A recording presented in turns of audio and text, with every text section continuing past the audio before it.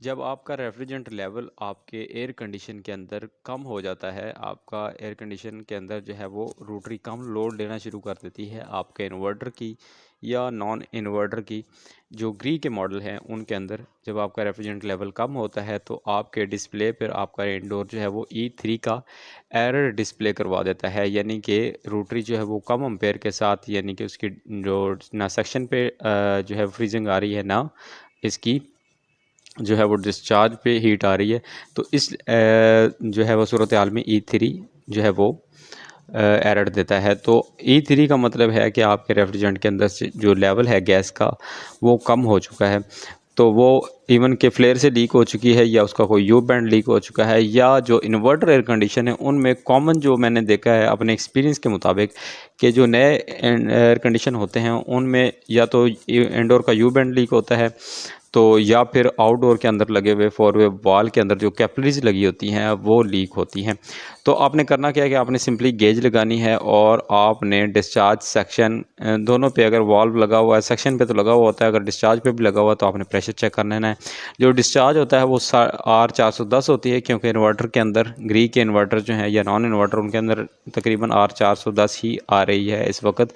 पुराने के अंदर अगर R22 है तो आप R22 का जो सक्शन प्रेशर है वो 65 PSI होता है।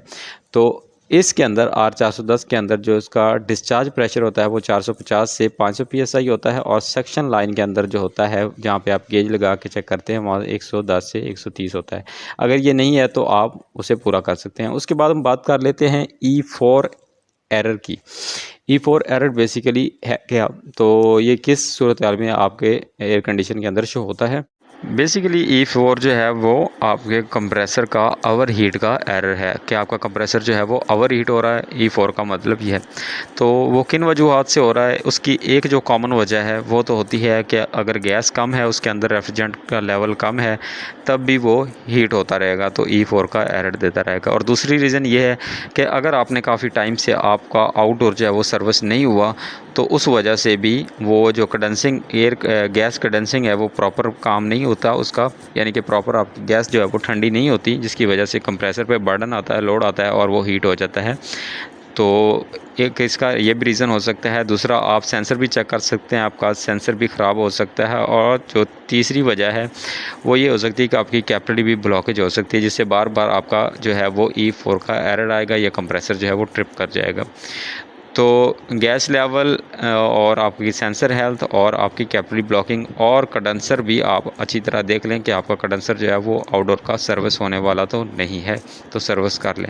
उसके बाद हम बात कर लेते हैं E5 के एरर की। बेसिकली E5 एरर जो है वो क्या है, तो E5 जो एरर है ये आपका ओवर वोल्टेज का एरर है। जब आपके इलाके में या आपके ट्रांसफार्मर से हम कुछ वोल्टेज जो है वो ओवर आ जाते हैं और पीसीबी के अंदर जो है वो ओवर वोल्टेज सेफ्टी प्रोटेक्शंस लगी होती हैं, जब वो सेंस करती हैं कि जो 220 वोल्ट्स हैं या 230 से 240 से अबव हो रहे हैं वोल्टेज, तो वो E5 का एरर दे के सिस्टम को बंद करवा देता है, यानी कि आपका कंप्रेसर जो है वो जलने से बच जाता है, आपका पीसीबी जो है वो जलने से बच जाता है। तो बेसिकली ये ज़्यादा करंट का एरर है, जब आपका जो है वो हाई वोल्टेज आ जाएँ, ज़्यादा आ जाएँ, या ट्रांसफार्मर की ख़राबी की वजह से या फिर वैसे जो है वो ग्रिड की ख़राबी की वजह से ओवर वोल्टेज होने पे आपका पीसीबी जो है वो E5 का एरर दे के आपके एयर कंडीशन को बंद करवा देता है। तो ये भी बेसिकली एक E5 ये वोल्टेज सेफ्टी है। तो बाज़ औक़ात जो है वो ओवर वोल्टेज मौसम की ख़राबी की वजह से भी हो सकते हैं, जब आपका ट्रांसफार्मर जो है वो शॉर्ट हो जाए या उसमें कोई फॉल्ट आ जाए तब भी ये फॉल्ट आ सकता है। तो आपने वोल्टेज को है वो उसका एसी का प्लग उतार के आपने वोल्टेज को चेक करना है। अगर वोल्टेज प्रॉपर आ रहे हैं, यानी कि 220 से 230 या 40 मैक्सिमम, तो अगर ये जो है वो वेरिएशन नहीं कर रहे, यानी कि कभी 260 हो जाते हैं या 70 हो जाते हैं, अगर इस तरह का कोई सीन नहीं है तब ही आप अपना एयर कंडीशन का प्लग इन करें। अदरवाइज़ जो है वो आप अपने एयर कंडीशन का प्लग जो है वो उतार दें, उसको बंद कर दें, ताकि मज़ीद जो है वो आपका एयर कंडीशन किसी नुकसान से बच सके। तो ये बेसिकली एक अहम प्रोटेक्शन है आपके एयर कंडीशन की। उसके बाद हम बात कर लें ग्री के अंदर जो है वो E6 एरर की। E6 एरर अक्सर औकात जब मौसम ख़राब होता है, ये बारिश होती है, तो उसके बाद आपके एयर कंडीशन जब आप ऑन करते हैं तो उस वक्त ज़्यादातर E6 जो है वो एरर आपका शो होता है। तो बेसिकली होता क्या है कि E6 के एरर के अंदर आपके इनडोर और आउटडोर के अंदर जो एक वायरिंग का कनेक्शन होता है, यानी कि एक होती है सेंसिंग वायर जा रही होती है और एक होती है पावर की वायर। जो सेंसिंग वायर होती है वो उसके अंदर बाज़ों का जो है वो नमी आ जाती है या कचरा आ जाता है या वो रस्टेड हो जाती है, यानी कि ज़ंग आलूद हो जाती है। तब भी आपके एयर कंडीशन के अंदर जो है वो आउटडोर और इनडोर का जब कनेक्शन जो है वो एक दूसरे से कनेक्ट नहीं हो पाता सेंसिंग का, तो आपको फ़ौरन ही वो इनडोर के ऊपर आपके E6 एरर शो करवा देता है। तो E6 एरर को कैसे आप रिपेयर कर सकते हैं? बहुत ही आसान है। आपने इनडोर को जस्ट इनडोर के अंदर एक स्ट्रिप लगी होती है जो कि एक आउटडोर को लगी होती है और इनडोर को लगी होती है। जस्ट आपने उसे ओपन करना है, अच्छी तरह साफ़ कर लेना है, CTC से कर लें, पेट्रोल से कर लें तो, या ब्रास ब्रश से, यानी कि लोहे वाली जाली के साथ जो ब्रश बना होता है उससे कर लें, ताकि उसके जो पॉइंट्स हैं वो क्लियर हो जाएं।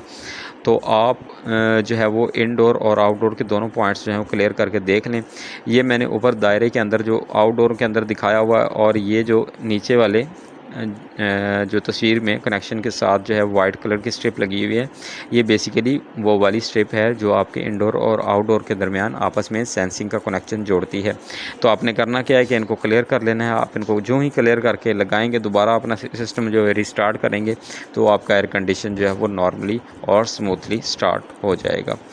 तो उम्मीद है कि आपको ये वीडियो पसंद आई होगी। अगर इसमें कोई अगर आवाम है या कोई क्वेश्चन आपको नहीं समझ आया, तो आप कमेंट बॉक्स में दोबारा पूछ सकते हैं।